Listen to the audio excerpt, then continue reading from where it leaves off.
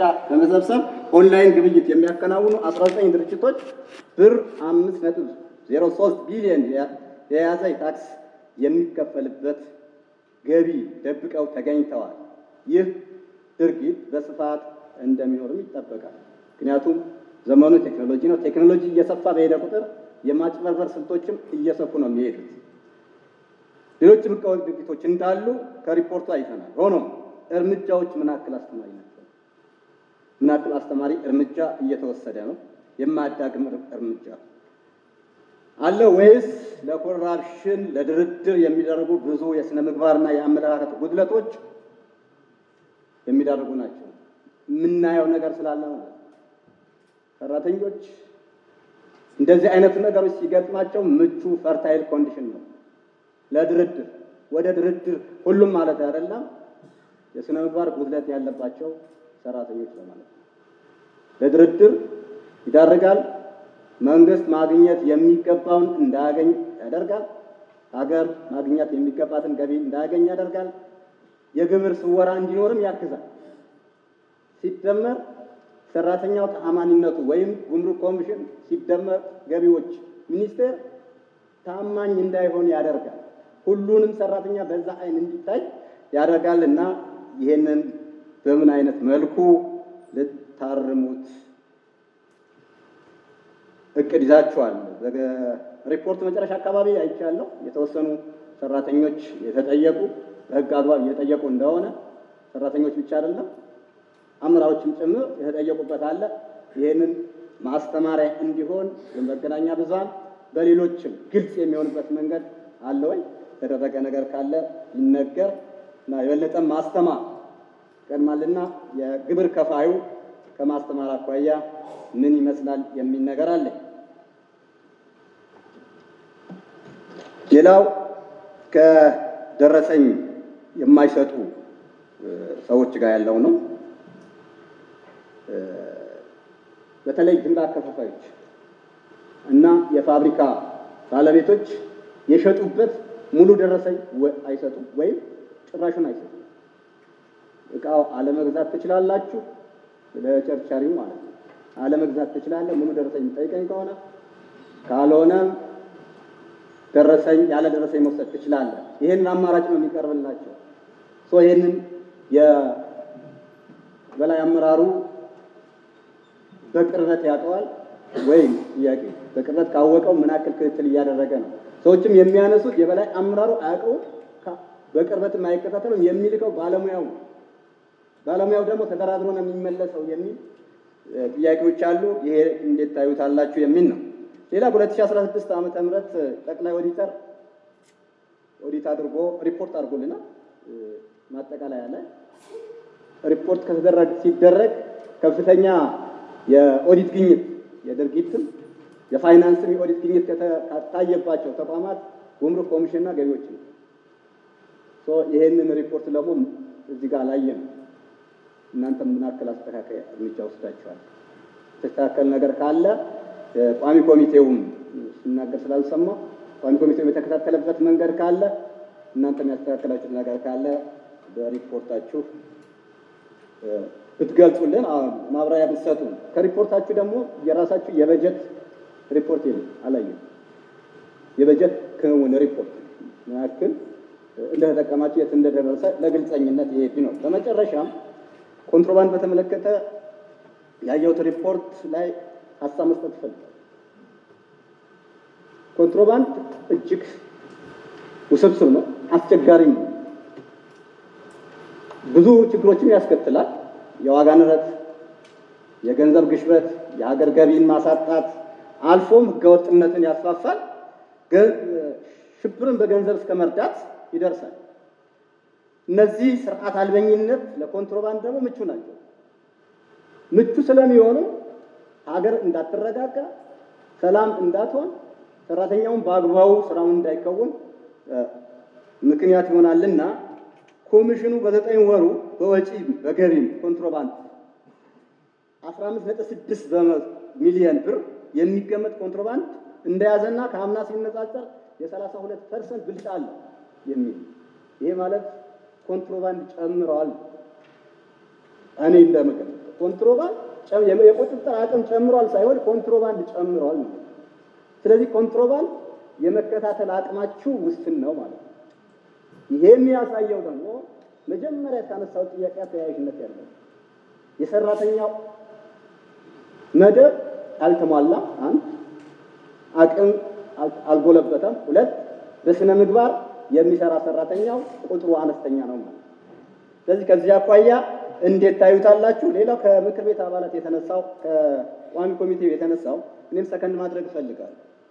የጉምሩክ ኬላዎች እንዳሉ ሆነው የፌዴራል ተቋም ነው ጉምሩክ፣ የፌዴራል ፖሊስ እና በጉምሩክ ሰራተኞች ነው ክትትልና ቁጥጥር የሚደረግበት።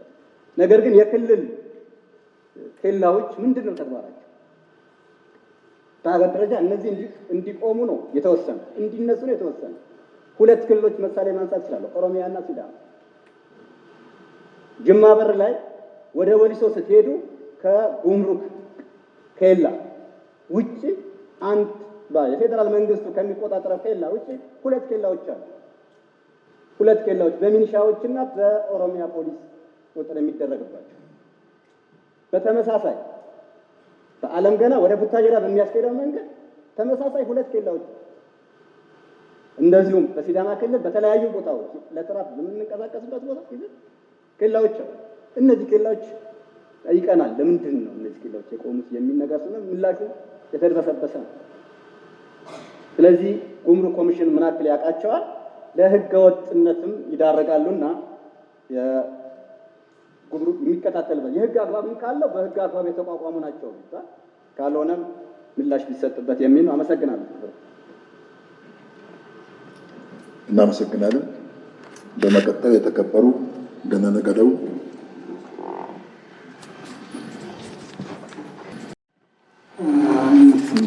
የተሟላ ቀሪ ነገሮች የተሟሉለት እንዲሄዱ እየተደረገ ሰነዶቻችን ሙሉ እንዲሆን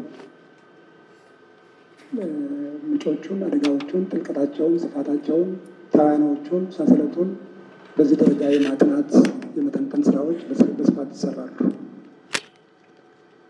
በቅርቡም እንደው ማቅረብ ከተፈለገም በቅርቡ የተጠኑ ሰነዶችም አሉ። እስከምን ድረስ ነው አደጋው የሚለው ማለት ነው። መነሻቸው በጥልቀት ተጠንተው ተተንትነው የሚታወቁ ናቸው ለማለት ነው። በዛ ደረጃ ሰነዶቹም አሉ። ይሄ በዚህ ደረጃ ስለሚጠንና ስለሚተነተን የተወሰዱ እርምጃዎች እና ተገኙ የተባሉ ግኝቶችም ወይም ደግሞ የኮንትሮባንድ መቆጣጠር አስገኝተናቸዋል የምንላቸው ውጤቶችም በአንድ በኩል በሰነዱ በመታገዝ በየጊዜው በምናደርጋቸው ትንታኔዎችና ጥናቶች በመታገዝ የምንሰራባቸው ናቸው። ይሄ ኮንትሮባንዱን ከመግታት መግታት የሚያስችል አቅም ከመገንባት ከዚያ አቅም አኳያ ደግሞ አስቻይ የሆኑ የህግ ማዕቀፎች፣ መመሪያዎች፣ አሰራሮች፣ ቴክኖሎጂዎችን የመዘርጋት እና ፊዚካል የሆኑ እርምጃዎችን ለመውሰድ ደግሞ በዛ ልክ የሎው ኢንፎርስመንት የኮሚሽኑ የሎው ኢንፎርስመንት ዘርፍ በሁሉም ደረጃ የማጠናከር ስራዎች በብርቱ የሚሰሩ ስራዎች እንደሆኑ ለመናገር ያክል ነው።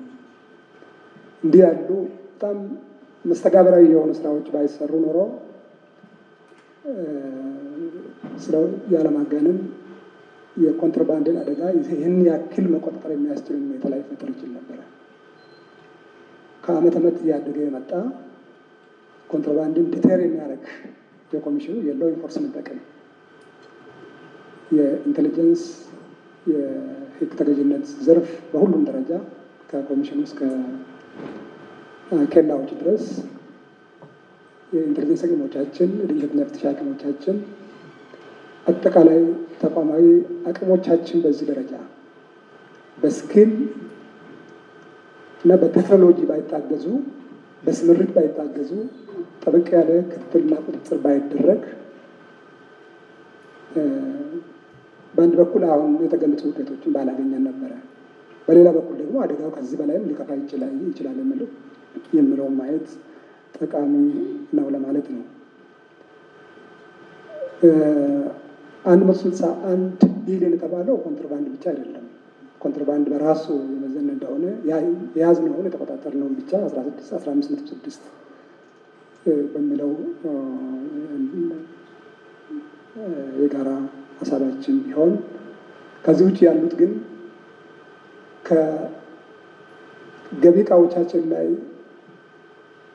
ጠንካራ የሆኑ የህግ ተገዥነት ስራዎች እንሰራለን። በተለይ ህጋዊ ገቢ እቃን ሽፋን በማድረግ የሚሰራ ማጭበርበር፣ እንግዲህ እነዚህ የማጭበርበር ዘዴዎቹ በጣም በርካታ ናቸው። አንድ በኩል አንድ ቮይስ በማድረግ የሚፈጸሙ ናቸው። በሌላ በኩል ደግሞ ኦቨን ቮይስ በማድረግ የሚፈጸሙ ናቸው። ምንም እንኳን የጉምሩክ የታክስ ስርዓት በተለይ የዋጋ አሰራር ስርዓቱ የሰልፍ ዲክላሬሽን ወይም በራስ አሰስ አድርጎ የታመነ ማስረጃ እና ሰነድን በማቅረብ የሚፈጸም የመንግስት ቀረጥና ታክስ መሰብሰብ ስርዓት ላይ የተመሰረተ እንኳን ቢሆን ከዚህ በተቃራኒ ግን ከፍተኛ የሆነ ገቢና ወጪ ህጋዊ ሰነዶችን ተከትሎ የሚፈጸሙ ማጭበርበሮች ስላሉ እነዚህ የሚፈጸሙ ማጭበርበሮችን ደግሞ በሰነድ አሰስመንት ወይም ደግሞ በሰነድ ምርመራ፣ በኢንቴሊጀንስ ስራዎቻችን፣ በኢንቨስቲጌሽን ስራዎቻችን፣ በሶስቱም አይነት የኦዲት ስራዎቻችን፣ በድንገተኛ ፍተሻና አጠቃላይ በስጋ ስራ አመራር ሰነዶችን በዚህ ልክ ስለምንመራቸው ማናቸውም ገቢ እቃዎች እና ቀረጥና ታክስ የሚከፈልባቸው እስከሆነ ድረስ ወይም ከወጪ እቃዎቻችን ቀረጥና ታክስ የሚሰበሰቡ እስከሆነ ድረስ እነዚህን ስርዓቶች ተከትለን ሰነዶችን አሰስ በማድረግ መርምረን እና ሰነዶችን ፈትሸን የምናገኛቸው ግኝቶች በጣም ከፍተኛ ናቸው። ይሄ በአንድ በኩል ቀረጥና ታክስ ከፋዩ ምንም እንኳን ለሕግ የታመኑ ጤናማ ሰነዶቻቸውን አቅርበው አሰስ አስደርገው የሚገባቸውን የመንግስት ቀረጥና ታክስ የሚከፍሉ ያሉ ቢሆንም ቀላል ቁጥር የሌላቸው ግን ያለማጋነን ከ85% የሚሆኑቱ ወደ ሀገር ውስጥ የሚገቡ እቃዎች ግን ለተለያዩ ማጭበርበር የተጋለጡ ናቸው። ሰነድ ያላቸውን ፋክት ግን ለማጭበርበር የተጋለጡ ናቸው። እነዚህም በሰነድ አሰስመንት ወይም በሰነድ ምርመራ፣ በኢንቴሊጀንስ፣ በሶስተኛ ኦዲት አይነቶች እና በስጋ ስራ አመራር፣ በድንገተኛ ፍተሻ፣ በመደበኛ ፍተሻ ስራዎቻችን አድሬስ የምናደርጋቸው ናቸው። ስለዚህ 161.7 ቢሊዮን ተብሎ የተገለጸው ውስጥ እነዚህ ስራዎች እንዳሉ የተከበረው ምክር ቤት ግንዛቤ የሚወስድ ብዬ ነው። ከዚህ ውጭ እንግዲህ ኮንትሮባንድ በራሱ ቅድም ለመናገር እንደሞከርኩት በተደጋጋሚ ሰፊ የሆነ ትግል ሲደረግበት ነበረ። ከምንም በላይ የውስጥ አቅምን የማድረጀት የማብቃት በአሰራር፣ በቴክኖሎጂ፣ በሰው ኃይል ስምሪት፣ በሰው ኃይል ስኪል የኮሚሽኑን አቅም የማጠናከር ስራዎች ላይ በጣም ሰፊ ስራዎች እየተሰሩ ነው የሚገኙት። ቀሪ ስራዎችም አሉብን፣ የሚካድ ነገር አይደለም። ከዚህ ውጭ ግን ይህን አደጋ ለመከላከል በጣም በርካታ አደጋ ስለሆነ ከፌዴራል ፖሊስ፣ ከብሔራዊ መረጃ አገልግሎት፣ ከፌዴራል መከላከያ ኃይል፣ ከክልልና ከከተሞች፣ ከወረዳዎች የጸጥታ ኃይሎች ጋራ ከፍተኛ የሆነ መስተጋብር ፈጥረን እንሰራለን። ግብረ ኃይሉ ጥንካሬው ይለያይ እንጂ ለዚህ ውጤት መገኘት የራሱ አስተዋጽኦ ግን አበርክቷል ብለን ነው የምንመለከተው። በተለይ ከፌዴራል ፖሊስ፣ ከብሔራዊ መረጃ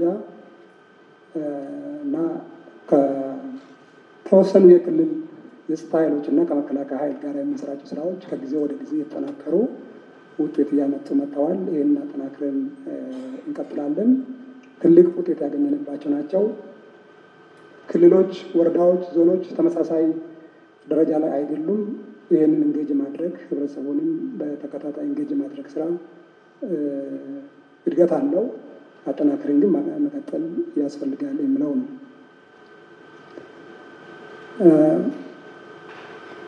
ከኬላ ጋር በተገናኘ እንግዲህ ባለፈው ዓመት ተመሳሳይ ሪፖርት በምናቀርብበት ወቅት ሁለቱም ችግሮች ተነስተዋል። ኮንትሮባንድ፣ ህገወጥ ንግድና የኬላ ጉዳይ ተነስተዋል። ዘንድሮም ተመልሶ እየቀረበ ነው። ይሄ በአገር አቀፍ ደረጃ አገር የምትፈተንበት፣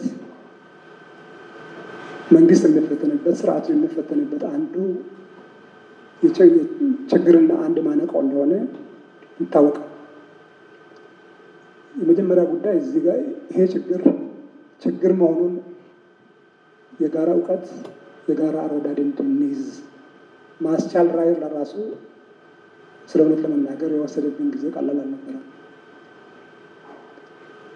የተወሰኑ አካላት ኬላ በወጪ ምርቶቻችን ላይ፣ በኤክስፖርት ምርቶቻችን ላይ ያለውን የከፋ ተጽዕኖ አጠቃላይ በህብረተሰቡ እንቅስቃሴና ለህብረተሰቡ ተደራሽ ሊደረጉ በሚገቡ ገቢ እቃዎች ላይ ያለውን ተጽዕኖ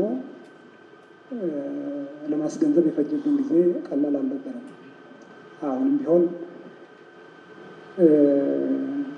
በተሟላ መልክ ሁሉም እኩል በሆነ መልክ ተገንዝቧል ማለት አልደፍርም። ዞሮ ዞሮ ችግርነቱ ቀጥሏል ማለት ነው።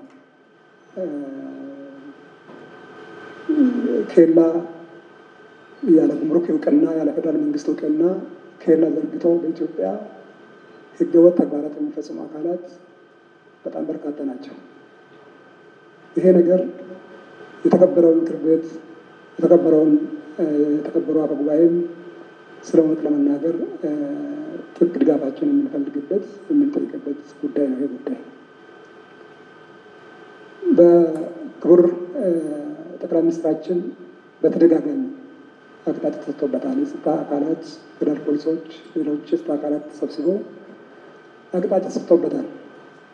በፓርቲ ጉባኤዎች አቅጣጫ ይሰጥበታል።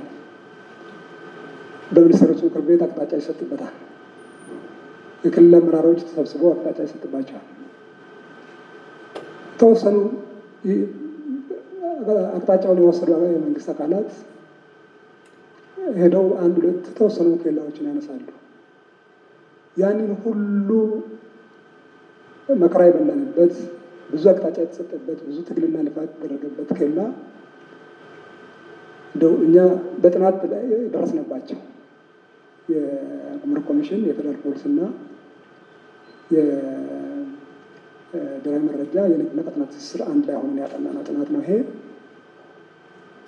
ሲሪየስ የሆኑ የጸጥታ ችግር ያለባቸው አካባቢዎችን ተደራሽ ማድረግ አልቻለም። ከዛ በመለስ ያሉትን ስናጠና 297 ኬላዎች አሉ፣ ህገወጥ ኬላዎች 297። እነዚህ 297 ኬላዎች በጉምሩክ ኮሚሽን እና ይህንን ጥናት ባካሄደው አካል ሪፖርቱን ወስዳችሁ ቢታዩት በጣም የሚያሳዝን ነገር አለበት። ስለ እውነት ለመናገር ዜጎች በምን ልክ እንደምንገላቱ፣ ዜጎች ፍጆታቸውን ለመግዛት በምን ልክ ጫና እየተፈጠረባቸው እንደሆነ ሲታሰብ፣ ለምሳሌ አንድ መኪና ከመርካቶ የሆነ ሸቀጣሸቀጥ ገዝቶ ሀገራችንን መጨረሻ ሞያሌ ወይም ደግሞ ጋምቤላ ለመድረስ ወይም ከዚህ ጎንደር ለመድረስ ባለመኪናዎቹና ሾፌሮቹ የሚከፍሉት ዋጋ አንደኛ እንግልቱ፣ ሁለተኛ በገንዘብ፣ ሶስተኛ ከዚህ ጋር ተያይዞ ያለው ሀራስመንት ቀላል አይደለም። በጣም ሲሪየስ ነው። ለእኔ በተደጋጋሚ የመጨረሻ የመንግስት ኃላፊዎች ህገወጥ ኬላ ይወገዱት ተብሎ አቅጣጫ ከተሰጠ በኋላ በተደጋጋሚ ይህንን መቀበል የማይችል ኬላ ዘርግቶ ፖሊስ የሚያሰማራ እና ተስማምቶ የሚሰራው ፖሊስ ሄዶ ህግ ያከብራል የሚባለው አካል እና ህግ ያስከብራል የሚባለው አካል ጋር ጉዳዩ ስታሰር ለማን ቤት እንደሚባል ግራ ያጋባል። ፖሊሶች ሁሉም ፖሊሶች አይደለም፣ እውነት ለመናገር ዋጋ የሚከፍሉ ቀን ከሌሊት 24 ሰዓት ዋጋ የሚከፍሉ የፌዴራልም የክልልም የጸጥታ አካሎቻችን ተገቢ ክብር ያላቸው ናቸው። ነገር ግን ኬላ አፍርሰናል፣ ገመድ አንስተናል ይሉና ሌሊት መቼም ሁሉንም ኬላዎች ቆመን ልንጠብቅ አንችልም። ህግ ነው መግዛት ያለበት፣ ስርዓት ነው መግዛት ያለበት። እሱን ደግሞ የምናስፈጽመው ህግ ያስከብራል በሚባለው የጸጥታ አካል ነው። የጸጥታ አካሉ ህግ ላይ ካመፀ እሱ ችግር ነው ተመልሶ እንደዛ ነው የማየው እና ይሄ ነገር መፍትሄ ስለሚፈልግ ብዬ ነው። ሰፊ የሆነ መፍትሄ ይፈልጋል። ጥናቱ አድሬስ አድርጓል ከነ አደጋው እያንዳንዱ ኬላ የት ክልል፣ የት ወረዳ፣ የት ከተማ፣ የት ቀበሌ ላይ አለ የሚል የሌሊቱም የቀኑም ነው። በዛ ልክ ተጠንተዋል። በቅርቡ ክቡር ጠቅላይ ሚኒስትራችን አቅጣጫ ሰጥተዋል። እንግዲህ እሱን ተከትለን መፍትሄ ለማበጀት እየተንቀሳቀስ ነው የምንገኘው። እስከ መጨረሻ እንሄዳለን። የፌዴራል አቃቤ ሕግ፣ የፌዴራል ፖሊስ ኮሚሽን እና የጉምሩክ ኮሚሽን ከክልል ፖሊስ ኮሚሽነሮች ጋር ሆነን ይህን ማንሳት በማይችሉ አካላት ላይ የማይዳገም እርምጃ ለመውሰድ ተጠያቂነትን ለማረጋገጥ የጀመርነው መንገድ አለ። እሱ ተጠናክሮ ይቀጥላል። የተከበረው ቋሚ ኮሚቴም የተከበረው ምክር ቤት አባላትና የተከበሩ አፈ ጉባኤ ሲሪየስሊ ቢታግዙን ይሄ ጉዳይ መጥራት አለበት። ህብረተሰቡ እፎይ ማለት መቻል አለበት። እኔ ከዚህ በላይ ጊዜ ኖሮኝ ፕሬዘንቴሽኑን ባቀርብላችሁ ልብ የሚያደማ ብዙ ነገር አለበት። ስለ እውነት ለመናገር ከዚህ በላይ ማለት አልችልም፣ ከጊዜ አኳያም ስለማይፈቀድልኝ ጉዳዩ በዚህ ደረጃ ነው የምንገነዘበው ለማለት ፈልጌ ነው። የጫት ኮንትሮባንድን በተመሳሳይ እንደ ማንኛውም ኮንትሮባንድ እቃ ቁጥጥር የሚደረግበት ጉዳይ ነው። ይሄም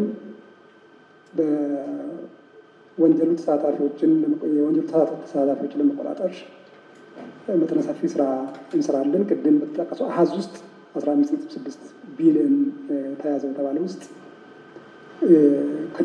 የጫት ድርሻ አለ። 1105 ኮንትሮባንዲስቶችን ተቆጣጥረናል፣ ለህግ ተጠያቂ አድርገናቸዋል በተባለ ውስጥም የጫት ኮንትሮባንድ ነጋዴዎች እንዳሉበት ግምት ሊወሰድ ብዬ ነው። ገፊ ምክንያቶቹ የንግድ ስርዓቱን በማዛባት ታክስ የማይከፍሉበትን 100% የሆነውን ያልተገባን ሀብት ያልተገባን ገቢ ለማግኘት ከሚሰሩ ህገወጦች ፍላጎት የሚመነጭ ነው። ኢነረንትሊ ዋናው እሱ ነው። ሁለተኛው የጫት ንግድ ስርዓት ግብይቱ ራሱ ችግር አለበት ብለናል በተደጋጋሚ። ይህንን ችግር ለማስወገድ ምን እየሰራ ነው የሚለውን በኋላ ለማቅረብ ሞክራለሁ። የጫት ግብይት ስርዓቱ ጋር ተገናኝቶ ተያይዞ ያሉ ችግሮች ናቸው። ሶስተኛ ቅንጅታዊ ስራው ገና በወጉ በሚገባ ጠንክሮ ስር ያበጀ አይደለም፣ ገና ብዙ የሚቀረው ነው። ይህንን ችግር ለማስወገድ ከንግድና ቀጠና ትስስርና ስፔሻሊ ከኦሮሚያ ንግድና ገቢዎች ንግድ ቢሮና ገቢ ቢሮዎች ጋር እንደዚሁም ደግሞ ከድሬዳዋ ከሶማሌ ክልል የንግድና የገቢ ቢሮ ኃላፊዎች ጋር ሆነን የጀመርናቸው ስራዎች አሉ። በተለይም ደግሞ አወዳይ ላይ እየተገነባ ያለ የጫት ግብይት ማዕከል ዘመናዊ የሆነ የጫት ግብይት ማዕከል እየተገነባ ነው ያለው። እነሱን ቴክኖሎጂ የማሟላት 24 ሰዓት አገልግሎት ሊሰጥ የሚችል ቴክኖሎጂ የማሟላት ስራዎች በጋራ እየሰራ ነው የምንገኘው። ስለዚህ የግብይት ስርዓቱ ላይ ወሳኝ ስራዎች መስራት ይፈልጋል። ክልሎች ኢንተረስት አላቸው። ምክንያቱም ሀገር ውስጥ ከሚንቀሳቀሱ የጫት ምርቶች የተወሰነ ገቢ ማግኘት ይፈልጋሉ በአንድ በኩል፣ በሌላ በኩል ደግሞ ከጫት ኤክስፖርት ገቢ መሰብሰብ እንፈልጋለን። የሁለቱ በሚገባ መጣጣም መቻል የተለየ አሰራርና አደረጃጀትም አመራርም የሚፈልግ ስራ ስለሆነ ነው። ከዛ ውጭ ግን የውጭው ደግሞ ከኛ ውጭ የሆኑ ጉዳዮች ደግሞ አሉበት። ይህንን የጫት ግብይቱን የሚያተራምሱ ከዛ አካባቢ የመጣችው የተከበራቸው ምክር ቤት አባላት እንደምታስታውሱት ከጅቡቲም ከሶማሊያም ይህንን የኢትዮጵያ የጫት ግብይት ስርዓት እንዳይዝ የሚፈልጉ አካላት ደግሞ አሉ። ምክንያቱም በጣም ቀላል በሆነ መንገድ ታክስ የማይመለከተው ህጋዊ ግብይት የማይመለከተውን ስራ ተካክለው የሚያገኙ ስለሆነ አላግባብ ለመጠቀም ከመፈለግ በዚህ የሚፈትኑን አካላት አሉ። እነዚህን አካላት ታሳቢ ያደረገ ትግል ይፈልጋል። በዚህ መጠን ከሚመለከታቸው አካላት ጋር ተጠናክረን የምንሰራበት ይሆናል። ሁለንተናዊ የህግ ተገዥነት ጥቅምን ከማሳደግ አኳያ እንግዲህ በስፋት ጉምሩክ ኮሚሽን በስኬት የሰራ ካለ ስራ ውስጥ አንዱ ቴክኖሎጂ ነው። ቴክኖሎጂ ለሁሉም ስራዎቻችን በከፍተኛ ደረጃ አስቻይነቱ ትልቅ ነው ብለን እናምናለን። ለከስተምስ ኦፕሬሽን ስራዎች፣ ለከስተምስ የህግ ተገዥነት ስራዎች ከዚህ አኳያ አሁናዊ አቅማችንንና መጻኢ አቅማችንን በሚገባ ለማጠናከር ዲጂታይዜሽን ላይ ሰፊ የሆነ ስራ ነው እየሰራን ያለ ነው። የህግ ተገዥነት አቅሞቻችን በሰው ኃይል፣ በቴክኖሎጂ፣ በእውቀት፣ በተጠያቂነት ብቁ ለማድረግ በስምሪት በክትትል ብቁ ለማድረግ የሚሰሩ ስራዎች በጣም በተጠናከረ ሁኔታ የቀጠሉበት ሁኔታ ነው ያለው። ይህንን አጠናክረን እንቀጥላለን። በተለይ በጣም እንደ መልካም ነገር ሊታይ የሚችለው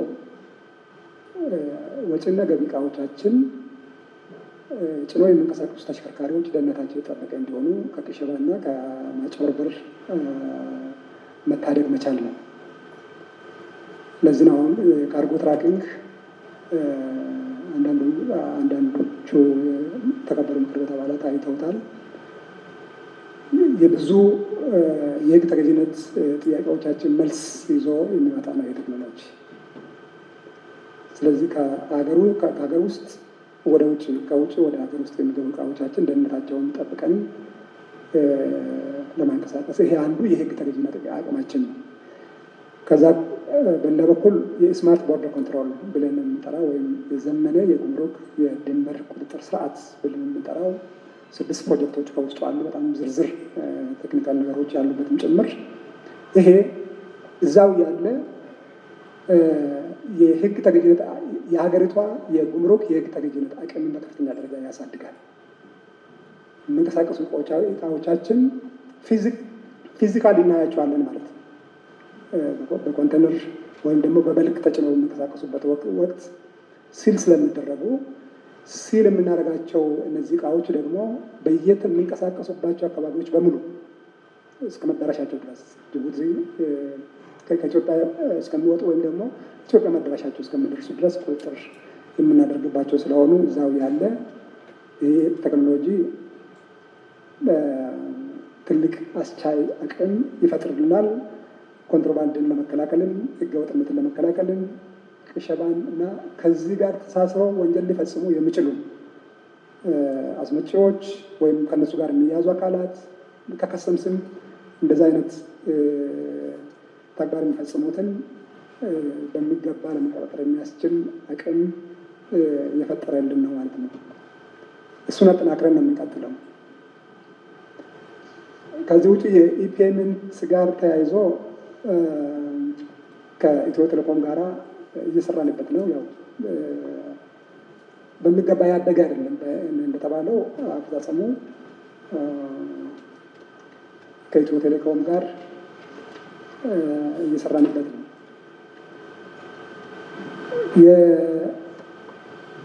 የቀረጥ ነፃ መብት ጋር በተገናኘ የተነሳው የ223.4 ቢሊዮን ብር ባለፉት 9 ወራት አገልግሎት ሰጥተናል። ይሄ ቀላል አይደለም። ባይዘወይ ከባለፈው ዓመት ጋር በጣም ትልቅ ነው አገልግሎቱ በራሱ ማለት ነው። ከዛ ውጭ ግን ቀረጥና ታክስ ሳይከፈልባቸው ወደ ሀገር የገቡ ተሽከርካሪዎች እና ሌሎች ቁሳቁሶችን ከመቆጣጠር አኳያ የተነሱ ጉዳዮች ቅድም በክብርት ሚኒስትራችን ሪፖርት ላይ በግልጽ ተመላክተዋል። ወደ 207 የሚሆኑ ተሽከርካሪዎችን በቁጥጥር ስር ያዋልንበት አላግባብ ይህንን መብት ያደረጉ አካላትን ለመቆጣጠር በሰራናቸው ስራዎች 335 ሚሊዮን ብር ወደ መንግስት ገቢ ለማምጣት የተቻለበት ስራ ኤሪያው ላይ ጥፋቶች እንዳሉ ህገወጥ እንቅስቃሴዎች እንዳሉ ስለምንከታተል ነው። ቀላል አይደለም። ከ1000 አካላት በላይ ነው አይደንቲፋይ ያደረግናቸው። ከዛ ውስጥ ወደ 1040 የሚሆኑቱ የተሰጣቸውን መብት አላግባብ የተጠቀሙ መሆናቸውን ተረድተናል። በተለየ መልክ ደግሞ 80ዎቹ ከፍ ያለ ጥፋት ያለባቸው ናቸው።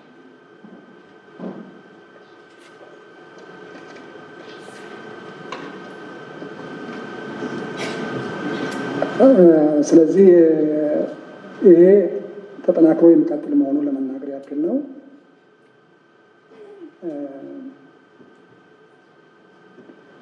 ሌላው የተነሳው በርካታ የጭነት መኪኖች ለበርካታ ቀናት በኬላዎች የሚቆዩበት ሁኔታ ይታያል የሚለው ይሄ ችግሩ 2-3 ነው። አንዱ ከራሱ ከንብረቶቹ ባለቤት የሚመነጭ ችግር ነው። አንዱ የተገባውን የጉምሩክ ስነስርዓት ለማስፈጸም የሚያበቃ የተሟላ ሰነድ አለማዘጋጀት ይህን ችግር ያስከትላል። አንደኛ እሱ ነው። ሁለተኛ ያልተሰጠን መብት መጠቀም ነው። የፍራንኮ ቫሉታን መብት በሕግ ሳይፈቀድ ለመጠቀም ዕቃ ከውጭ አግዞ የሚመጡ አካላት በር ላይ ካደረሱ በኋላ ወደድክም ጠላህም ዕቃ አስገባ ነው የሚሉት። ይሄ የሀገሪቷን ሕግ ማስከበር ስለሚጠበቅ ነው። አንዳንድ በሚዲያ ይህንን ጉዳይ የሾፌሮች ሚዲያ አላቸው ይመስለኛል። ሾፌሮች ናቸው ሌሎች ናቸው የሚለውን ትቼ ፖለቲካም አለበት ይህ ጉዳይ። ዞሮ ዞሮ ወደ ሀገሪቷ በኮንትሮባንድ የሚከለከለውን በዚህኛው ደግሞ ገፍቶ በሚዲያም ተደግፎ ጮሆ ለመጠቀም የሚፈልግ አካል እጅም ያለበት መሆኑን ለመናገር ነው። ከዛ ውጭ የሲስተም መቋረጥም ያጋጥመናል። ኢንፋክት የሲስተም መቋረጥ በሚያጋጥመን ጊዜ ደግሞ በማንዋል ነው የምናስተናግደው። ስለዚህ የተወሰኑ ክፍተቶች እንደሚያጋጥሙ ይታወቃል ማለት ነው። ይሄ ከአቅም በላይ ግብን ነው። ከአቅም በላይ የሆኑ ጉዳዮች የሚያጋጥሙ ጊዜ በማንዋል እናስተናግዳለን። ለእኔ ግን ስለ እውነት ለማቅረብ ገኖ የሚቀርበው ፖለቲካው ነው። ኦነስት ሆኜ ነው የማቀርብላቸው ይህ ጉዳይ እንጂ ታስቦበት ሆን ተብሎ በዚህ አይነት ሲሪየስ በሆነ በረሃ ውስጥ የሚንቀሳቀሱ ወገኖቻችን እንጉዳሉ የሚፈልግ ማናቸውም አካላት የሉም። የጉምሩክ ኮሚሽን ይህን ጉዳይ በጣም ጠንቅቆ ያውቃል። 24 ሰዓት ነው የምናገለግለው። 24 ሰዓት ያለማጋነን ይሄ ነው ማለት የምችለው እዚህ ጉዳይ ላይ። ህገወጥ ደላሎች፣ ጉዳይ ገዳዎች ይሄ ባይዘወይ አሁን በግለሰብ ደረጃ እነዚህ አይነት ሰዎች አይኖሩም ማለት አይደለም። በከፍተኛ ደረጃ ግን ሲስተሙን ዲጂታላይዝ የማድረግ ስራዎች እና ይህን ተከትሎ የህግ ማዕቀፎቻችን አሰራሮቻችን በጣም እየጠበቁ ከመምጣታቸው የተነሳ የዕለቱ ክትትሎቻችን በዛው ልክ ጠንካራ ከመሆናቸው የተነሳ በከፍተኛ ደረጃ የተዳከመ ነው ያልኩት እንጂ ችግሩ ነጥፏል ማለት አይደለም። ቀሪዎች ጉዳዮች ላይ በከፍተኛ ደረጃ በቀጣይ እንሰራለን። የእጽ ጋር ተያይዞ የእጽ አያያዝና አወጋገድ የራሱ ስርዓት አለው። ማናቸውንም የኮንትሮባንድ እቃዎች እጽን ጨምሮ በምንይዝበት ጊዜ በህግ የተቀመጠው አሰራር አለ። ሞዴል 270 እና 265 ይህንን ተከትሎ ይመዘገባል። በስርዓት ኦዲት ይደረጋል። በፌዴራል ኦዲት፣ በውስጥ ኦዲት ይደረጋል። መረጃዎች በትክክል ይያዛሉ። ስናስወግዳቸው በተለይ መድኃኒትና እጽ ጋር በተገናኘ ቀጣይ የሚመለከተው አካላት አሉ። የፌዴራል ፖሊስ እና የመድኃኒትና ምግብ ቁጥጥር ባለስልጣን ጋር ሆነ ነው የምናስወግደው። ሰነድ ተይዞ በጋራ ይወገዳል ማለት ነው። ይህንን ማወቅ ለሚፈልግ የተከበረው ምክር ቤት አባል በጣም ግልጽ ሆነን ማቅረብ እንችላለን ማለት ነው። ሂደቱ ጠቅላላ ከተያዘበት እስከሚወገድበት ድረስ ያሉ ማለት ነው። ከዛ ውጭ ያሉ ግለሰቦች እንዲያረጋሉ ያን ያደርጋሉ የሚለው ያው ሰነድ ይዘን መነጋገር ያስፈልጋል በሚለው ማቅረብ ፈልገው የሰው ኃይል ሙሌት ጉምሩክ ኮሚሽን 45% የሰው ኃይል ይዘን ነው የምንሰራው። ይህን ለማስተካከል በጀት ይፈልጋል፣ የተለያዩ ሪሶርስና ቁሳቁስ ይፈልጋል። ከሚመለከተው የገንዘብ ሚኒስቴር ጋር በዚህ ጉዳይ ላይ የተነጋገርን ያለ ነው። የሚቀጥለው ዓመት በጣም ከፍተኛ የሆነ የገቢ እቅድ ነው ያለን። በረቂቅ ደረጃ የተሰራ እቅድ ይህን እቅድ እና ተያያዥ ኃላፊነቶቻችን ለመወጣት የሰው ኃይላችንን በከፍተኛ ደረጃ በሙሌትም በስኪልም በስልጠናም በስምሪቱም በዲስፕሊኑም ብቁ ማድረግ ላይ የሚሰሩ ስራዎች እየተሰሩ ያሉና የሚሰሩ ስራዎች አሉ። የራሱ የሆነ የኤክሰለንስ ሴንተር የተገነባለት ነው። በተቋም ሪፎርም አቀፍም በዘላቂነት የሚሰራቸው ስራዎች በዝርዝር ተቀምጠዋል። እነሱን አጠናክረን እንቀጥላለን። ገቢ የተሰበሰቡ በጥረት ሳይሆን የገንዘብ ዴቫሉዌሽን ወይም ደግሞ የማይክሮ ኢኮኖሚ ኦፕን አፕ የከፈተው ወይም ያመጣው ነው። ይሄ ወደ ዶላር ሲመዘን ተብሎ የቀረበው ለእኔ ያው የተከበረው ምክር ቤት አቅዶ የሰጠን በዶላር አልሰጠንም። እስከማውቀው ድረስ በዶላር አልተነገረንም። የተነገረን በኢትዮጵያ ገንዘብ መጠን ነው ሰብስቦ የተባልነው። ስለዚህ 900 ቢሊዮን ይኸው የተከበረው ምክር ቤት ነው የሰጠን። እሱን ነው ለሁለት የተከፈልነው። ገቢዎችና ጉምሩክ ኮሚሽን ያለማጋነን በዲሲፕሊን በከፍተኛ ጥረት እሱን ሰብስበን አቅርበናል ማለት ነው። ቀሪ ያላየናቸው ነገሮች አሉ። በጋራ የሚቀጥለው አቅደን በጋራ እናያቸዋለን የተባለው እሱን የሚቀጥለው እቅድ ደግሞ በጋራ ስለምናቅድ እንመለከተዋለን በጋራ ማለት ነው። ለአሁኑ ግን እውነት ነው አንክድን። ኦፔን አፑ የፈጠረው አለ። ነገር ግን ኦፔን አፑ ገንዘብ ነድቶ መቼም ትሬጀሪ ላይ ወጪ ያደርግ ማለት ነው። ሰው ነው የሚሰራው እና ስለ እውነት ዋጋ መስጠት በጣም ጠቃሚ ነው ስለማምን ምን ያክል 24 ሰዓት 7ቱንም ቀናት ትናንት ለምሳሌ ትናንትና በዓል ነው አይደለም እና እሑድ ቅዳሜን አናውቅም፣ በዓላትን አናውቅም። ሰው ነው የሚለፋው። ለሚለፋው ሰው ደግሞ ክብር መስጠት፣ ቦታ መስጠት፣ ምስጋና መስጠት፣ ለነገ ማነሳሳት ይጠቅማል ብዬ በግሌ አምናለሁ። ቀሪ ነገሮች ላይ ደግሞ ቀሪ ነገሮች አሉ። ይስራ ሰው ይጣር፣ እንጨምር። የሀገራችን ፍላጎት ከዛ በላይ ነው። መስራት፣ መጣር፣ መድከም አለብን የሚባለውን 100% የምንቀበለው እውነት ነው። ለዚህም ተግተን በጋራ እንሰራለን ማለት ነው። የኦዲት ግኝት ላይ በጣም ከፍተኛ ስራ እንሰራለን። በተለይ የተሰበሰበ ያለ በጣም ከፍተኛ መጠን ያለው በሪፖርቱም ተመላክተዋል። ምናልባት ሲቀርብ በሚገባ ወይ እንግዲህ ያልታየ ካልሆነ በስተቀር በሪፖርቱ ቀርቧል። የተሰበሰበ መጠን ቀርቧል። በቅሬታና በፍርድ ቤት ደረጃ ያሉ ለስረዛ ለገንዘብ ሚኒስቴር የቀረቡ በዋጋና በጨረታ ሂደት ላይ ያሉ የተለያየ ስርዓት አላቸው። መረጃ ሰነድ አላቸው። በዚህ ደረጃ ኤቲካሊ የሚሰራ ነው ለማለት እችላለሁ። የኮሚሽኑ የመርታ ጣቂም 84% ቀላል አይደለም። ስለ እውነት ለመናገር ያው አንድ ጉዳይ ይዘን ፍርድ ቤት ስንሄድ ልንረታም፣ ፍርድ ቤቱ ከወሰነ ደግሞ ያው የፍርድ ቤቱን ውሳኔ ልንቀበል ነው አይደለም። በህግ ሚዛን በዛ ደረጃ ተመልክተነዋል። በዝርዝር ሰነዱን ማየት ይቻላል። ያው በዛ ደረጃ ማቅረብ ስለማይመጥን ካልሆነ በስተቀር 22% ገና በተለያየ ሂደት ላይ ያሉ ጭምር አለው እኮ በእኛ ላይ ተወሰነ ከተባለ ያን ጉዳይ በሙሉ ቋጭ ነው ማለት አይደለም። ለምሳሌ በአፒል ኮሚሽን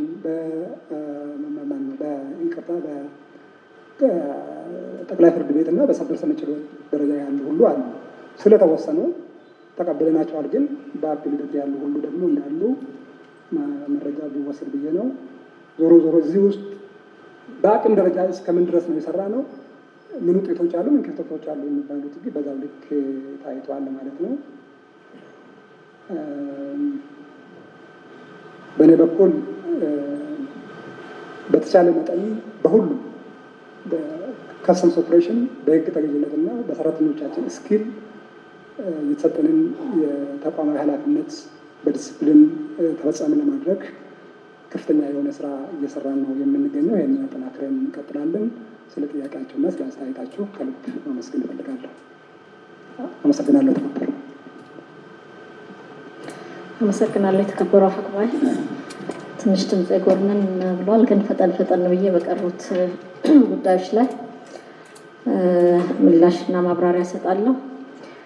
ከሁሉ በማስቀደም ግን ዛሬ የ2017 የ9 ወር ዕቅድ አፈጻጸም ለተከበረው ምክር ቤት ስናቀርብ ሁሉም ከቋሚ ኮሚቴውም እንደዚሁ ከአባላት የተነሱ ጥያቄዎች በጣም ጥሩ ጥያቄዎች ናቸው። በአንድ በኩል የሀገርን የልማት ፋይናንስ አስተማማኝ በሆነ መንገድ ለመደገፍ ትልቁ ሶርስ ታክስ በመሆኑ የታክስ አድሚኒስትሬሽኑ እንዲጠነክር እና በየአካባቢው የሚነሱ የልማት ፍላጎቶችን ደረጃ በደረጃ መመለስ እንድንችል የሚያስችሉ በአጠቃላይ የተቋሙን ተአማኒነት ሊያሳድጉ በሚችሉ ጉዳዮች ላይ አስበንበት እንድንሰራ የሚያስችሉ ጥያቄዎች ናቸው እና በዚህ አጋጣሚ ሁላችሁንም ማመስገን እወዳለሁ።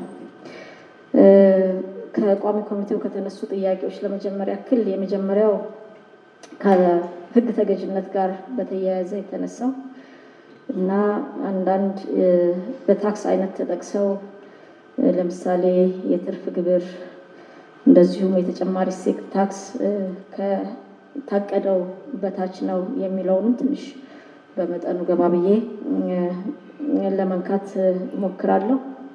ግን እንደምታውቁት የሀገራችን የታክስ ኮምፕላያንስ የህግ ተገዥነት ደረጃ ከጊዜ ወደ ጊዜ መጠነኛ መሻሻል እያሳየ ቢሆንም በተለይ ቀጥተኛ ያልሆኑ ታክሶችን ለመሰብሰብ የታክስ አስተዳደሩ የሚያደርገው ጥረት በተለያዩ ችግሮች ውስጥ እየተፈተነ ያለ ነው። ቀጥተኛ ያልሆኑ ታክሶች ለምሳሌ እንደ ተጨማሪ እሴት ታክስ የመሳሰሉትን ስናይ በሻጭም ሆነ በገዢ በኩል ያለው አቲቲዩድ ለታክስ ያለው የግንዛቤ ደረጃ ገና ብዙ ስራ የሚጠይቅ ነው።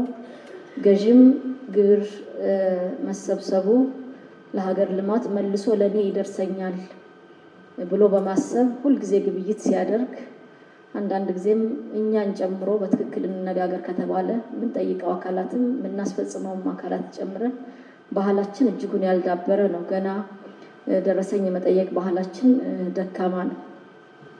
ስለዚህ ከዚህ አኳያ እንግዲህ የታክስ አስተዳደሩ በተለይ የተሟላ የማክሮ ኢኮኖሚ ሪፎርም ከተደረገ በኋላ ይሄ አሳንሶ ደረሰኝ ከመቁረጥ ጋር ወይም እስከነጭራሹ ደረሰኝ ያለ መቁረጥ ዝንባሌዎች እንዲገቱ የራሱን አስተዋጽኦ አድርጓል። የዘንድሮ ተጨማሪ እሴት ታክስ አሰባሰባችን ካለፈው ጊዜ አንጻር ሲመዘን እድገት ያለው ነው።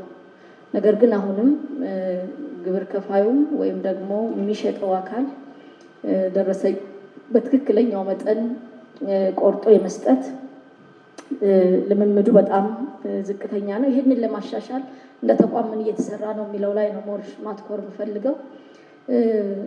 ባለፈው ዓመትም በዚህ ዓመት መጠነኛ ፕሮግረስ ያለው ሪፖርት ያቀረብነው 2 ስራዎችን ሰርተናል። አንዱ ሁላችሁም በተለያየ አግባብ መረጃ ሊኖራችሁ ይችላል ብዬ የማስበው በተለይ ቀጥተኛ ያልሆኑ ታክሶችን ለመሰብሰብ አንዱ የደረሰኝ ስርዓታችን ላይ ያለው ችግር ነው።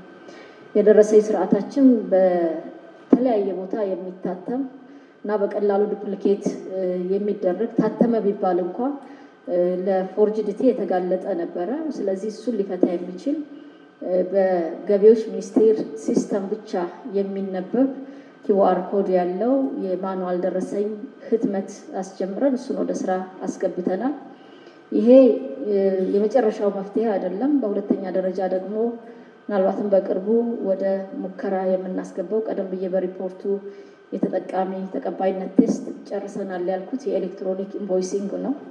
ይሄ ፕሮጀክት በጣም ጥሩ ፕሮጀክት፣ በተለይ ደግሞ ቀደም ሲል የምክር ቤት አባላት ያነሳችሁት ታክስ ቱ ጂዲፒ እንዲቀንስ ምክንያት ከሚሆኑ ጉዳዮች የኢንፎርማል ኢኮኖሚው መሆኑን ተነስቷል። ስለዚህ የኢንፎርማል ኢኮኖሚውንም እንደዚሁም ደግሞ በታክስ ስርዓቱ ውስጥ ሆነው የታክስ ማጭበርበር ድርጊት ውስጥ የሚሳተፉ አካላትን ሲግኒፊካንትሊ ወደ ቁጥጥር ሊያመጣ የሚችል ግብይት እንደተከናወነ የታክስ አውቶሪቲውን አውተንቲኬሽን ሊያረጋግጥ የሚችል ሲስተም አልምተን ጨርሰናል። ሙከራ የዩዘር አክሴፕታንስ ቴስት ተደርጓል። እሱን ወደ ትግበራ እናስገባለን።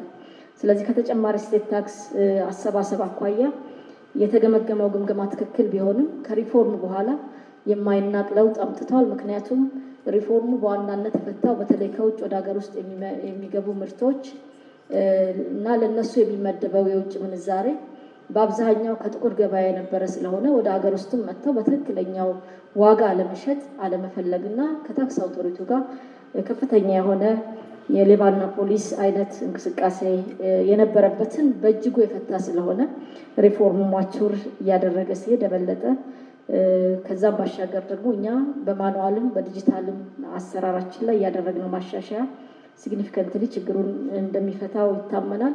ባለፉት 9 ወራትም ከዚህ አንጻር የሰራነው ስራ መጠነኛ መሻሻልን ነው የሚያሳየው። ከንግድ ትርፍ ግብር ጋር የተነሳው ግን ኋላም በአመቱ የተሰበሰበው ገቢ በጥረት ሳይሆን በሪፎርም ምክንያት ነው የተባለውን እዚሁ ጋር አብሬ ለማንሳት እንግዲህ የንግድ ትርፍ ግብር ከአመቱ 2 ወራት ላይ በሰፊው ነው የምንሰበስበው። አንዱ ጥቅምት ላይ የሰበሰብነው ጥቅምት የሀገር ውስጥ ታክስ ወደ 100 ቢሊዮን የከስተምስ ወደ 31 እንደዚህ 131 ቢሊዮን በላይ ነው በጥቅምት ወር የሰበሰብነው። ስለዚህ በጥቅምት ወር የዛኛው በጀት ዓመት ኢኮኖሚያቸው ስራቸውን ሲሰሩ ቆይተው አመታዊ ያሳወቁ ግብር ከፋዮች አፈጻጸምን ስናይ ጥሩ ነው። የንግድ ትርፍ ግብርን አንሷል ብለን ለመገምገም ግን አሁን የያዝነው የሚያዝያ ወር ሌላው ትልቁ የንግድ ትርፍ ግብር የምንሰበስብበት ዓመት ነው። የመጀመሪያዎቹ ሰኔ ሂሳባቸውን የሚዘጉ ግብር ከፋዮች የሚዘጉበት ነው። ሁለተኛው ደግሞ ዲሴምበር 30 ላይ ሂሳባቸውን ዘግተው በፈረንጅ አቆጣጠር አሁን ለኛ ኦዲት አሰርተው በዚህ ወር ታክሳቸውን ይከፍላሉ። በዚህ ወር ወደ 93 ቢሊዮን እቅድ ይዘን ነው እየሰራ ነው እና የንግድ ትርፍ ግብር አፈጻጸም ዝቅተኛ ነው ለማለት ይሄኛው መጨረስ ፕላስ አሳውቀው ያልከፈሉትን ደግሞ በተለያየ በካሽ ሾርቴጅ በተለያየ ምክንያት ወደ ኋላ የቀሩትን ኤግዞስት ስናደርግ አመቱ መጨረሻ ላይ የተሟላ ፒክቸር ሊሰጥ እንደሚችል ለማንሳት ፈልጋለሁ። ምናልባት የሪፎርሙ ውጤት እንጂ ገቢው አላደገም የሚለው በተለይ ትልቁን የዶሜስቲክ ሬቨኑ የምናገኘው ከንግድ ትርፍ ግብር አስከትሎ ደግሞ ከቀጥታ ካልሆኑ ታክሶች ናቸው። ይሄ የንግድ ትርፍ ግብር ከሪፎርም በኋላ በተደረገ ኢኮኖሚ እንቅስቃሴ የተገኘ አይደለም። ባለፈው በ2016 ዓመቱን በሙሉ ሲሰሩ ከርመው ክረምት ላይ ሂሳባቸውን አሰርተው ያሳወቁን የዛኛው ዓመት ውጤት ነው። ሪፎርሙን ያካሄድነው ሐምሌ ላይ ነው። እኛ ደግሞ አብዛኛው የዶሜስቲክ ንግድ ትርፍ ግብር የሰበሰብነው ጥቅምት ላይ ስለሆነ የሪፎርም ኢምፓክት ብቻ ነው ተብሎ ሊወሰድ የሚችል አይደለም። ሪፎርሙ ምንም ጥያቄ የለውም። የምጣኔው የሚያመጣው ውጤት አለ። የታክስ አድሚኒስትሬሽን እና ኢንፎርስመንት ስራው ደግሞ የራሱ አስተዋጽኦ አለ። ይህንን በሚዛኑ ማየት አስፈላጊ ስለሆነ ነው መጠነኛ ሀሳብ እየሰጠሁበት ያለሁት። ሌላው ከኢፔይመንት ጋር በተያያዘ የኤሌክትሮኒክ ክፍያ 35% ነው ድርሻው እና ዝቅተኛ አፈጻጸም ነው የተባለው። እንግዲህ አሁን ገቢዎች ሚኒስቴር በካሽ የሚቀበለው ገንዘብ የለም። ቀደም ሲል መጠነኛ ወደ 3-4% የሚሆን ሲፒኦ ነበረ። እሱም ከ2016 ጀምሮ አቁመናል። ክፍያ የምንቀበለው አይዘር በዲጂታል ሲስተም እናንተ ከተከበረው ምክር ቤት አባላት ባነሳችሁት በኤሌክትሮኒክ ፔይመንት ስርዓት ነው የምንቀበለው 35.7%። የተቀረው ፐርሰንት በላይ የሚሆነው ባንክ ቱ ባንክ የሚከፈል ነው። ስለዚህ 35% የኤሌክትሮኒክ ፔይመንት ድርሻ ነው ስንል የተቀረው በካሽ ተቀብለናል ማለት ሳይሆን ግብር ከፋዮች ባንክ ቱ ባንክ ትራንዛክሽን አድርገው ወደኛ የገቢ ወይም የትሬጀሪ አካውንት እንዲተላለፍ የተደረገ መሆኑን ለማንሳት ነው። ያም ሆኖ ግን የታክስ ስርዓቱን ለማዘመን ሲምፕሊፋይ ለማድረግ የታክስ ከፋዮች ታክስ ለመክፈል የሚኖራቸውን ወጪ ለመቀነስ የዲጂታል ፕላትፎርሙ እያደገ መምጣት መቻል አለበት። እሱን ወስደን የምንሰራበት ነው የሚሆነው ማለት ነው። ከህብረት ስራ ማህበራት ጋር የተነሳው እዚህም እንደተገለጸው ባለፈው ዓመት አላግባብ ጫና ተደርጎባቸዋል እና መሰል ጥያቄዎች ተነስተው ነበረ። ከዚህ እንደተመለስን በሁሉም ክልሎች ሳምፕል ያደረገ ጥናት አካሂደናል። የተከበራቸው የምክር ቤት አባላትን ሪኮግናይዝ እንዳደረጋችሁት ጥናቱ ያመላከተን በተሻለ ደረጃ የተቋቋሙ ህብረት ስራ ማህበራት በዩኒየን የተሻለ አቅም ያላቸው ካልሆኑ በስተቀር አነስተኞቹ ከአድሚኒስትሬሽን ኮስታቸው የዘለለ ለታክስ አውቶሪቲ የሚያደርጉት አስተዋጽኦ ሚኒማል። ስለዚህ ከጥናቱ ተነስተን እነዚህ አነስተኛ የሆኑ ህብረት ስራ ማህበራት በማን ይተዳደሩ የሚለውን ውሳኔ የምንወስን ነው የሚሆነው። ጥናቱ ተጠናቋል። ይህንን ወደ ተግባር የምንቀይረው ይሆናል ማለት ነው። ከጥናቱ ተነስተን ከስነ ምግባር አንጻር የጥቅም ትስስር ተብሎ የተገለጸው በጣም ጥሩ ሀሳብ ነው። አንድ ነገር ግን መታወቅ ያለበት የታክስ አስተዳደሩ አለ። ለታክስ አስተዳደሩ ደግሞ ደንበኞች የሆኑ ግብር ከፋዮቻችን አሉ። አሁን በኢትዮጵያ ውስጥ ክፉኛ እየተጠናወተን ያለው አስተሳሰብ ገና አንድ ደንበኛ ወደ መንግስት ተቋማት ሲሄድ አገልግሎት ለማግኘት በሚንቀሳቀስበት ጊዜ አገልግሎቱን መብቴ ስለሆነ አገኛለሁ ብሎ በሙሉ የመተማመን ደረጃ ሆኖ እየሄደ አይደለም። ስለዚህ ያ በመሆኑ ምክንያት የአገልግሎት ሰጪ ተቋማትም ውስጥ ስነ ምግባር የጎደላቸው ባለሙያዎች ለዚህ እንደ አንድ ምቹ ሁኔታ ሆነው የታክስ አስተዳደሩንም ሌሎችንም ከታክስ አስተዳደር ውጭ የሆኑ አገልግሎቶችንም እየፈተኑ ነው ያሉት። ነገር ግን በሚዛን ማየት ያለብን በግብር ከፋይ በኩልም መብታቸውን አውቀው እና ግዴታቸውንም አውቀው በትክክል ከፍለው ታክሳቸውን አሳውቀው የሚከፍሉ ልዩነት ሲገኝባቸውን ልዩነታቸውን በትክክል ቁጭ ብለው ከታክስ አውቶሪቲው ጋር የኤግዚት ስብሰባ አድርገው ተማምነው ግብራቸውን የሚከፍሉ በጣም በርካታ ግብር ከፋዮች አሉ። ያም በመሆኑ ምክንያት ያው የታክስ አሰባሰባችን የሚፈለገውን ያክል እድገት አሳይቷል ባንልም በዚህ የመጣ ውጤት ቀላል አይደለም። ነገር ግን ከስነ ምግባር ጋር በተያያዘ ለምንድን ነው አንድ ገንዘብ ለመክፈል የሚሄድ አካል ከነዚህ ስነ ምግባር ከጎደላቸው ውስን ባለሙያዎች ጋር የሚደራደረው ከተባለ ግብይቱ ራሱ ትራንዛክሽኑ ኢኮኖሚ የተገኘበት ወይም ገቢ የተገኘበት መንገድ የራሱ ጉድለት ያለበት ይሆንና እሱን ጉድለት ለመሸፈን መጠነኛ መደለያ ወደ መስጠት ማዘንበል አለ። ይሄ ቲዮሬቲካሊ ሳይሆን የምነግራችሁ ቅድም እርምጃ ተወሰደባቸው፣ ማስተካከያ ተደረገ፣ ታክስ ተሰበሰበ ይሄን ያክል በኦዲት በኢንቨስቲጌሽን ስንል በተጨባጭ ኤቪደንስ ላይ ተመስርተን ነው። አንዳንድ አካላት የታክስ አውቶሪቲው በዚህ መንገድ ችግር አድርሶብኛል ብለው ይመጣሉ። ፋይላቸውን በትክክል እስከ ላይኛው መዋቅር እስከ እኔ ድረስ መጥቶ እንመረምራለን። ስንመረምር አንዳንዱ ከዚህ ከግብይት ጋር ከገቢን በትክክል ለታክስ ተብሎ ወደ ተከፈተ አካውንት ከማስገባት አኳያ አሁን የደረስንበትን የታክስ አውቶሪቲውንና የመንግስትን አጠቃላይ ጥንካሬ ከግምት ውስጥ ካለማስገባት የሚደረጉ ማጭበርበሮችን በትክክል እየለየን ያለ ነው። እንዲሁ ተጨባጭ ለማድረግ ያክል ለምሳሌ አንድ ግብር ከፋይ ለታክስ ፐርፐስ ብሎ የከፈተው አካውንት ውስጥ የትኛውንም የድርጅቱን ግብይት ማስገባት አለበት ገንዘብ። ነገር ግን ፕራክቲካሊ ያለው ምንድነው? ፖርሽን ኦፍ የግብይት ወይም ደግሞ የሽያጩን ገንዘብ ወደ ታክስ አካውንቱ ይገባል። የቀረው ደግሞ ወደ ተለያዩ ግለሰቦች ሲሰራጭ እንመለከታለን። ይሄ በኢትዮጵያ በተለይ ከለውጡ በኋላ ለዲጂታል ኢኮኖሚ በሰጠነው ለዲጂታል ትራንዛክሽን በተሰጠው ትኩረት እያንዳንዱ የባንክ ትራንዛክሽን ታክስ አውቶሪቲው ከሚመለከታቸው አካላት ጋር ትሬስ ማድረግ ይችላል። ይህን ትሬስ አድርገን ስንመለከት እዛ ጋር የተባለው የታክስ ባለስልጣኑ ባለሙያዎች ተብሎ የተነሳው ጉዳይ ወደ ግብር ከፋዩ የሚዞርበት፣ ምክንያቱም እኛ ውሳኔ የምንወስነው እንዲሁ በቀረበልን ብቻ ሳይሆን እያንዳንዱን ትራንዛክሽን በደንብ በተለይ የገንዘብ እንቅስቃሴን መከተል ከጀመርን በኋላ ውሳኔያችን በተቻለ መጠን የተሻሻለ እንደሆነ ማየት ይቻላል። ያም ሆኖ የጥቅም ድርድር የጥቅም ግንኙነት ያላቸው መንግስት የሰጣቸውን ኃላፊነት ወደ ጎን በመተው የመንግስትን ጥቅም አሳልፈው የሚሰጡ ባለሙያዎች ጥቂት አይደሉም። 349 ባለሙያዎች ላይ የዲስፕሊን እርምጃ በተለያየ ደረጃ ወስደናል ስንል የትልቅ ቁጥር ነው። ስለዚህ እሱን በሁሉም ወገን የማስተካከል እና ተከታታይነት ያለው የትምህርት ከሁሉ በላይ ደግሞ አሰራራችንን ማዘመን ላይ መስራት መቻል አለብን። በዚህ አጋጣሚ ግን ማንሳት የምፈልገው አንድ ተገልጋይ በጥቅም ግንኙነት ምክንያት ዘንድሮ ኦዲት ሲደረግ ወይም ኢንቨስቲጌት ሲደረግ የዘንድሮን ችግር ቢያልፍ እስከሚቀጥለው ብዙ ዓመታት ለአንዴና ለመጨረሻ ችግሩን አልፎታል ማለት አይደለም። ሌላው ፕራክቲካል ኤግዛምፕል በዚህ ዓመት ሲመረመር የተወሰነች መደለያ ለሆነ አካል ሰጥቶ ሊያልፍ ይችላል።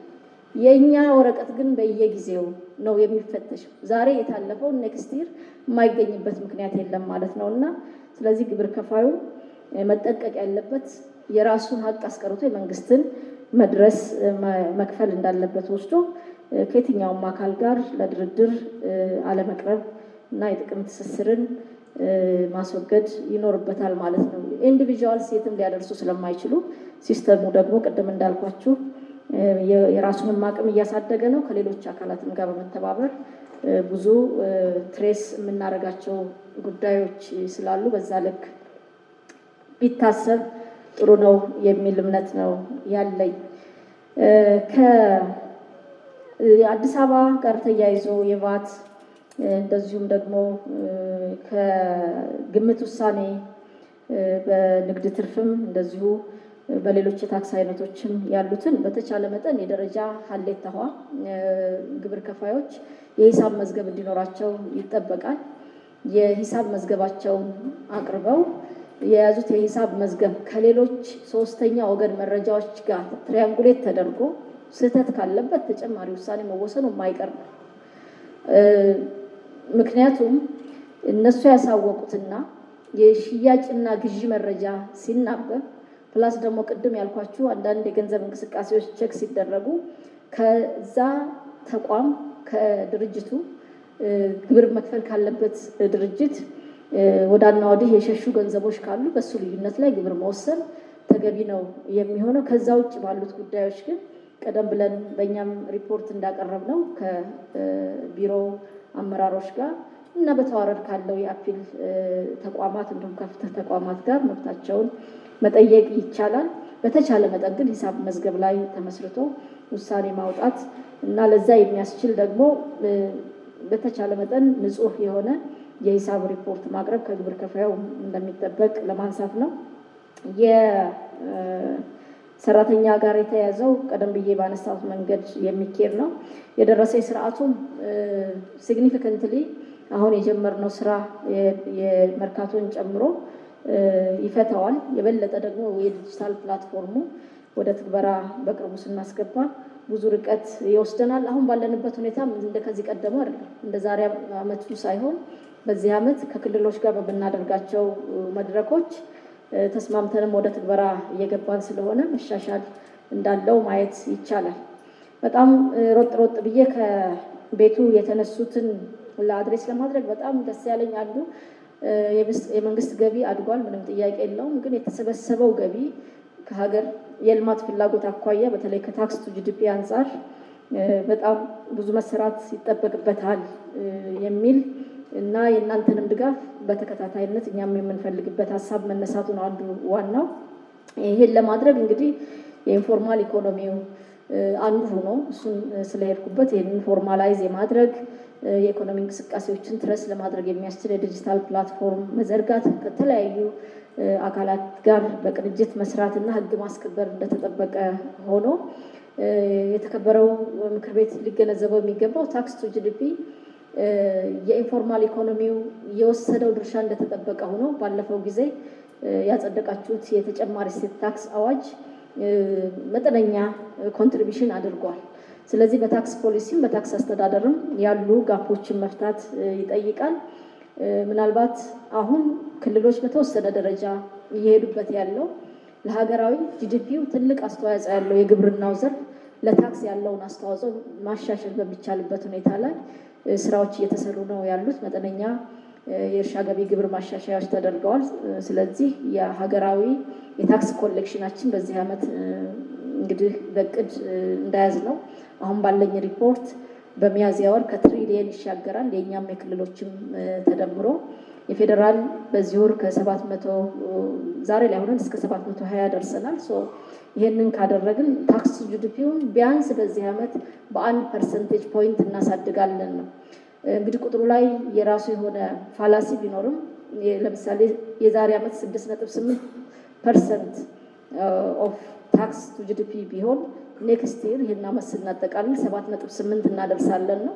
በቀጣይ 3 ዓመት ደግሞ ሰርተን ከ10% በላይ ለማድረስ ነው እቅድ ይዘን እየሰራን ያለ ነው። ይሄ በሂደት በታክስ ፖሊሲም በአድሚኒስትሬሽንም ያሉ ችግሮችን እየፈታን ስንሄድ እንደዚሁም የኢንፎርማል ኢኮኖሚውን ፎርማላይዝ ስናደርግ በዲጂታል ሲስተማችን የኢኮኖሚ እንቅስቃሴውን መቆጣጠር ስንችል ትልቅ እመርታ ይኖረዋል ብለን ነው የምናስበው እና የታክስ ቱ ጂዲፒ በታክስ አድሚኒስትሬሽኑ ኢንኤፊሽንሲ የሚገለጹም አሉ። የታክስ ፖሊሲ እና የአጠቃላይ የኢኮኖሚ መዋቅራችን የራሱ አስተዋጽኦ እንዳለው ለማንሳት እወዳለሁ። ከታክስ ፖሊሲ ጥናትና ምርምር አኳያ ፖሊሲዎች ከመተግበራቸው በፊት የቫሊዴሽን እና ሂደቱን የመገምገም እንግዲህ በፖሊሲ ትግበራ ሂደት ከኔ በላይ ሁላችሁም የምክር ቤት አባላት አዋጆች፣ ደንቦች እና አዋጆች እና ደንቦች በሚጸድቁበት ጊዜ ከመጽደቃቸው በፊት ሁሉም ሪፕሬዘንታቲቭ የሆነ የሚመለከታቸው አካላት ውይይቶች ይደረጋሉ፣ ግብአት ይወሰድባቸዋል። የሀገራት ኤክስፒሪየንስም ይሄን ለማድረግ ከመሄዳችን በፊት ይወሰዳሉ። ይሄንን የማድረግ ሂደቱ ከዚህ ቀደምም ያለ ነው፣ ወደፊትም የሚደረግ ነው የሚሆነው በዋናነት በፖሊሲ ተቋሙ ማለት ነው እና የገቢ ፖሊሲው ከዋጋ ንረት አኳያ ያለውን አስተዋጽኦ በተመለከተ የተነሳው እንግዲህ ታክስ አንዱ ማክሮ ፖሊሲ ነው። እንግዲህ ከማክሮ ፖሊሲ በመሆኑ ምክንያት እንደ ሞኔታሪ ፖሊሲ የብሔራዊ ባንክ በተለይ የገንዘብ አቅርቦትን በተመለከተ እና የወለድ ምጣኔን በተመለከተ ሲሰራ የፊዚካል ፖሊሲ አስፔክቱን ደግሞ የታክስ አስተዳደሩ ነው የሚሰራው። የታክስ አስተዳደሩ በኢኮኖሚ ውስጥ ያለው ገንዘብ የተዝረከረከ እንዳይሆን ታክስን ፕሮፐርሊ የታክስ ህጎችን ፕሮፐርሊ ተግባራዊ በማድረግ ታክስን ኮሌክት በማድረግ የገቨርንመንት ስፔንዲንግ የገቨርንመንት የወጪ የመክፈል የኢንቨስት የማድረግ እና ስራዎችን የልማት ፕሮግራሞችን የመፈጸም አቅሙን ማሻሻል ላይ አስቻይ የሆኑ ስራዎችን እየሰራን ነው ያለ ነው። ይህም በመሆኑ ምክንያት እንግዲህ በቁጥር ደረጃ ዛሬ ባላቀርብም የበጀት አሸፋፈናችን ከጊዜ ወደ ጊዜ ጉድለቱ በመጠኑ እየተሻሻለ እየመጣ እንዳለ ለማየት ይቻላል ማለት ነው እና ከታክስ አድሚኒስትሬሽን አኳያ ፖሊሲው የገንዘብ ሰርኩሌሽኑን ፍትሐዊነትን ለማረጋገጥ የሚያስችል እሱን ታክስ ኮሌክት ከማድረግ አኳያ የራሱን አስተዋጽኦ እያደረገ እንዳለ እገነዘባለሁ። ከዛ በተለፈ ያሉት ደግሞ ከምርታማነት ከመሰል ጉዳዮች ጋር ያሉት ያው በሌሎች ሴክተሮች ብዙ ስራ እየተሰራ እንዳለ ነው የምገነዘበው። ከዚህ ከስነ ምግባር ጋር ደጋግሞ የተነሳው እሱ ነው። ከጉዳይ ገዳይ ያላችሁትን ብቻ በትንሹ ለማንሳት ሁሉም ሰው የግብር ከፋይ መረጃ ይዞ ስለመጣ እናስተናግድም እንጂ እኛ የምናስተናግደው የዛ ግብር ከፋይ ህጋዊ ውክልና ያለው አካል ብቻ ነው። ሁሉም በተዋረደ ያሉ የታክስ ባለስልጣናት፣ የክልል የከተማ አስተዳደር ገቢ ቢሮዎች ይህንን ተከትለው መስራት መቻል አለባቸው። ከሁሉ በላይ ቅድም ያልኩት እሳቤ ከግብር ከፋዩ አእምሮ ውስጥ ከየትኛውም ፐብሊክ አእምሮ ውስጥ ወጥቶ መብትን በገንዘብ ሳይሆን በተቀመጠው አሰራር ስርዓት ብቻ መጠቀም እንደሚቻል አምኖ መውጣት፣ ያ ካልሆነ ደግሞ የተዘረጋውን የፍትህ ስርዓት መከተል እና በውስጣችን ያሉት ጥቂት ሌቦችን መንጥሮ ማውጣት የሚቻልበት ሁኔታ ላይ መተጋገዝ ያስፈልጋል ለማለት ነው። ከማዕድን አኳያ ያው ማዕድን በሪፎርሙ ትልቅ ለውጥ ካመጡ ሴክተሮች መካከል አንዱ ነው። እሱ በተለያየ ደረጃ የተገለጸ በተለይ የውጭ ምንዛሬ ከማስገኘት አኳያ፣ ነገር ግን የማዕድን ህገወጥ የማምረትና ግብይት ሂደት አሁንም ልዩ ትኩረት የሚፈልግ ከሀብቱ ልዩ ባህሪ ጋር በተነሳ በተዋረድ ያሉ አካላት በዚህ ውስጥ ያሉ ባለስልጣናትም ከዚህ ተቆጥበው ብሮድሊ ለህዝብ አገልግሎት የሚውልበት ጉዳይ ላይ መስራት ያለብን፣ እኛም በተለይ እንደ ጉምሩክ ኮሚሽን ከሌሎች ባለድርሻ አካላት ጋር በጋራ ስራዎች እየተሰሩ ነው። ብዙ ውጤትም ተገኝቶበታል። አሁን ያለውን ደግሞ የበለጠ መስራት፣ ፐብሊኩም ለዚህ መተባበር እንዳለበት እንዲሁ ለማንሳት ያክል ነው። ከሰራተኛ ስምሪት ጋር እንዳነሳሱ ስለሚሄድ ጥያቄ ወጣና ገባ ልል እችላለሁ። ከሰራተኛ ስምሪት ጋር ያለው ኮሚሽነር የገለጸው እንደተጠበቀ ሆኖ ያው መዋቅር ሁላችሁም እንደምታውቁት የረጅም ጊዜ ነው። 27000 መዋቅር ተፈቀደ ማለት 27000 ስታፍ እንቀጥራለን ማለት አይደለም። ያም ሆኖ ባለፈው ሐምሌ ላይ እንደዚህ የተለጠጠ የገቢ ታርጌት ሲሰጠን አንዳንድ መሰረታዊ የሆኑ መደቦችን ለማሟላት ተሞክሯል። አሁንም በተለይ የጉምሩክ የሰው ኃይል ስምሪትን በተመለከተ ሞዴሬትሊ ሊያሰራ ወደሚችል አሁን ያለውን ችግር ሊፈታ ወደሚችል ማምጣት አለብን። እሱ በሂደት የምናየውና ውሳኔ የምንሰጥበት ሆኖ ነው የሚሆን ጉዳይ ሆኖ፣ ከሰው ኃይል አኳያ ግን የምንከተለው አቅጣጫ በተለይ ዲጂታላይዜሽን ላይ ኢንቨስት ባደረግን ቁጥር የዲጂታል ሲስተሙን የሚቆጣጠሩ እንዲሰራን የሚያደርጉ እና የተወሰኑ የባክ ኦፊስ ስራዎች ከማኑዋል ወደ ዲጂታል ያልቀየርናቸውን የሚሰሩ ላይ የበለጠ ትኩረት እናደርጋለን። የሰው ኃይል ቁጥር ማሳደግ ላይ ፕራዮሪቲያችን አይሆንም። የበለጠ ከሰው ንክኬ የሆነ አገልግሎት መስጠት የምንችልበት ሂደት ላይ ነው ትኩረት አድርገን እየሰራን ያለ ነው። ከዚሁ ሳልወጣ በዚህ ዓመት የተያዘው የመንግስት አገልግሎት ማሻሻያ ሪፎርም ተቋማችን አንዱ በሳምፕል የተያዘ ነው። በተለይ የዶሜስቲክ ሪፎርሙ የሀገር ውስጥ ገቢ ሪፎርሙ መዋቅራችን እስከታች የክልል መዋቅር ማለት ነው ያለ ስለሆነ እነሱም በዚሁ ሪፎርም ውስጥ ገብተው እንዲሄዱ የሶሻላይዜሽን ስራ የሪፎርም ፍኖተ ካርታውን የማሳወቅ ስራ ጀምረናል። የታክስ ወይም የገቢ ዘርፉን ሪፎርም ስናስብ ሆሊስቲክ በሆነ መንገድ እያሰብን እንዳለ ለማንሳት ነው። የሰው ኃይል ስልጠናም ኒድ ቤዝድ ነው። 14000 ሰራተኛ ስላለኝ 14000ንም ስልጠና አላስገባም። የት ላይ ነው ጋፕ ያለን? ለምሳሌ ቅድም ስለ መርታት ምጣኔ ተነስቷል። በጣም ቆንጆ ሀሳብ ነው። የመርታት ምጣኔ አንዱ በአፒል ፕሮሰስ እስከ መጨረሻው ስንሄድ የእኛን ድርሻ ክሊርሊ የምናውቀው ሆነው የመርታት ምጣኔ ግን ለምን ተሸነፍን፣ የውሳኔ ጥራት ችግር ነው ወይ የአቅም ችግር ነው ወይ የሚለውን ለይቶ ለዛ ቴለርድ የሆነ ስልጠና የምንሰጥ ስለሆነ ካለን ስታፍ 30% ብቻ ስልጠና የሰጠን መሆኑን ታሳቢ እንዲደረግ ነው እና ፍላጎትን መሰረት ያደረገ ችግር በሚፈታ አግባብ አቅደን የምንሰራ ስለሆነ እንደሆነ ለማንሳት ነው። ከኦንላይን ግብይት ጋር ያለው እርምጃው ምን ያክል አስተማሪ ነው? እንግዲህ እርምጃው የተጭበረበረውን ገንዘብ ወደ ታክስ አውቶሪቲው ትሬዠሪ አካውንት እንዲገባ እናደርጋለን። የመጀመሪያው።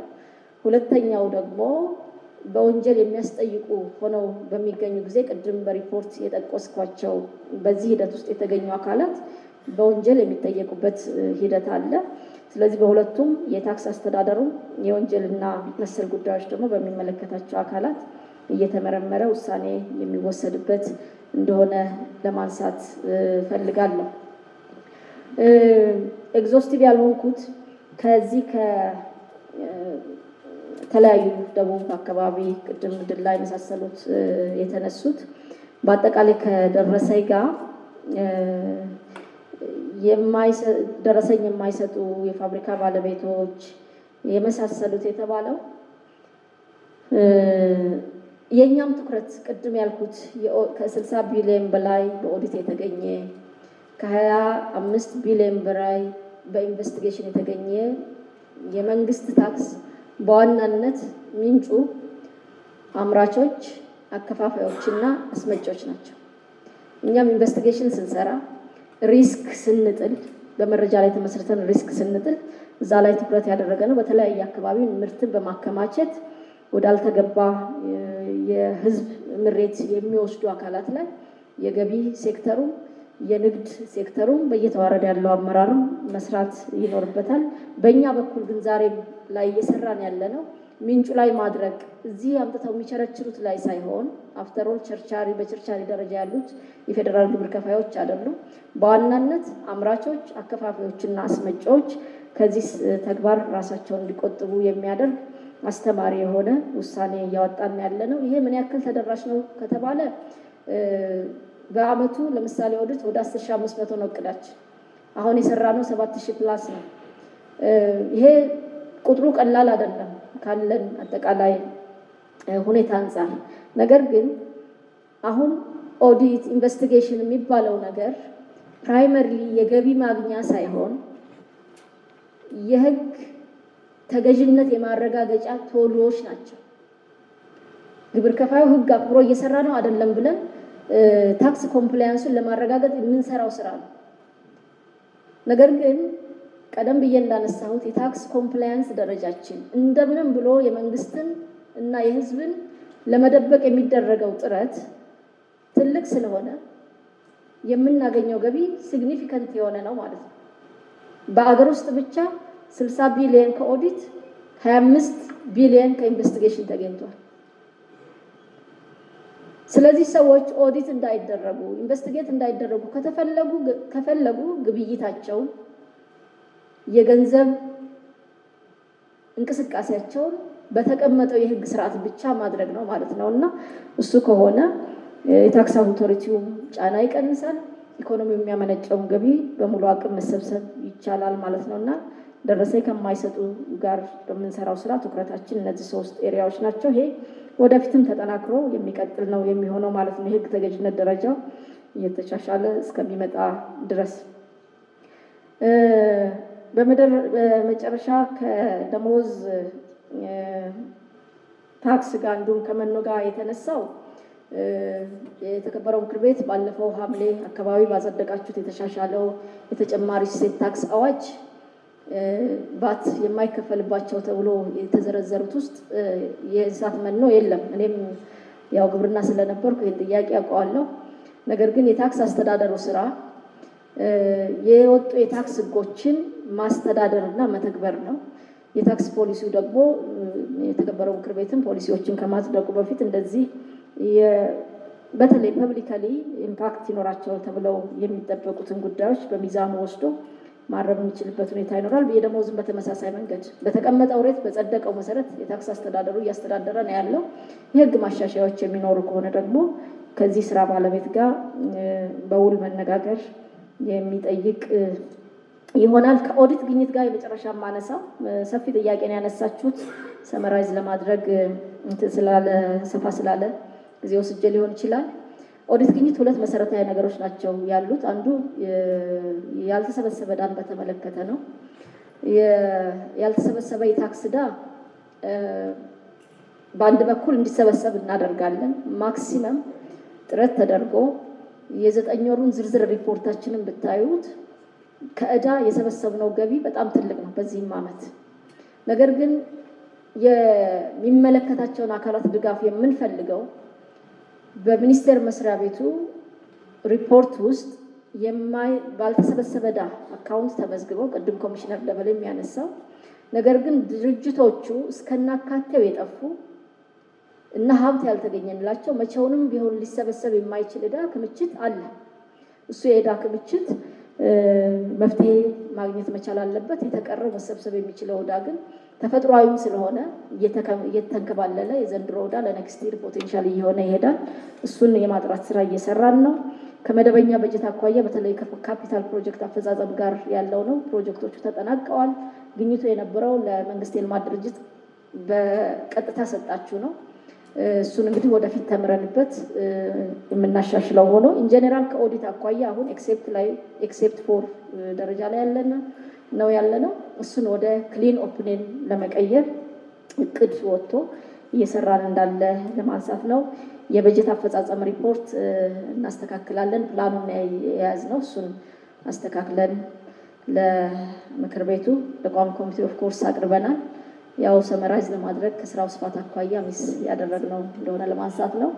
በዚህ መድረክ ተነስተው ምላሽ ያልሰጠንባቸው ነገር ግን ለስራ አጋዥ የሆኑትን እቅድ አካል አድርገን እንደምንሰራ ታሳቢ ተደርጎ ሀሳቤን በዚህ ቋጫለሁ። እጅግ በጣም አመሰግናለሁ። እናመሰግናለን። የቋሚ ኮሚቴውን ማጠቃለያ አስተያየት እንዲሰጡ ለተከበሩ አቶ ደሳለኝ ይሰጣል።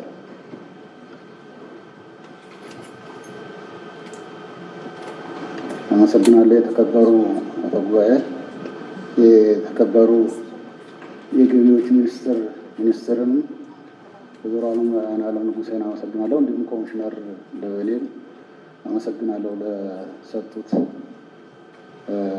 ተገቢና ጥሩ ማብራሪያ። ያው የ9 ወር አፈጻጸሙን በእኛ በኩል ገምግመናል። ልንሰጥ የምንችለው የጽሁፍ ግብረ መልስ ነው። ይህን የተደራጀ የጽሁፍ ግብረ መልስ በቅርቡ እንደምንሰጥ ታሳቢ አድርገን አንዳንዶቹ ላይ ያው በቋሚ ኮሚቴ በጋራ ያየናቸውን በጥንካሬም ከዛም አልፎ በቀጣይ ትኩረት ይሰጡ የምንላቸውን በተወሰኑ ደቂቃዎች ውስጥ ለማቅረብ እሞክራለሁ። እንደምታውቁት የተከበሩ ምክር ቤት በደንብ እንደሚያውቀውም ገቢ ወይም ታክስ ዋነኛው የመንግስት የፊስካል ፖሊሲው አካል ነው። ምክር ቤታችን በትኩረት ከሚከታተላቸው እና ከሚመለከታቸው ተቋማትም አንዱ የገቢ ተቋም ነው።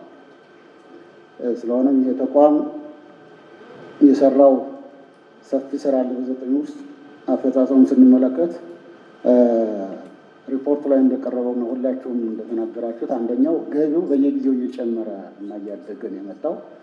ይሄ በጥንካሬ የሚወሰድ ነው። ገቢው የጠቅላላ የ9 ወር አፈጻጸም ገቢ ብቻ ሳይሆን ለክልሎች የምናከፋፍለውም የጋራ ገቢ በየጊዜው የሚላከውም እሱም እንዲሁ እየጨመረ የመጣ ነው። ይሄ ገቢ የጨመረበት ምክንያት የተከበረው ምክር ቤት ባለፈው ያጸደቃቸው የገቢ አቅምን ሊጨምሩ የሚችሉ ልዩ ልዩ አዋጆች አሉ። የኤክሳይዝ ታክስ አዋጅ አለ። የውጭ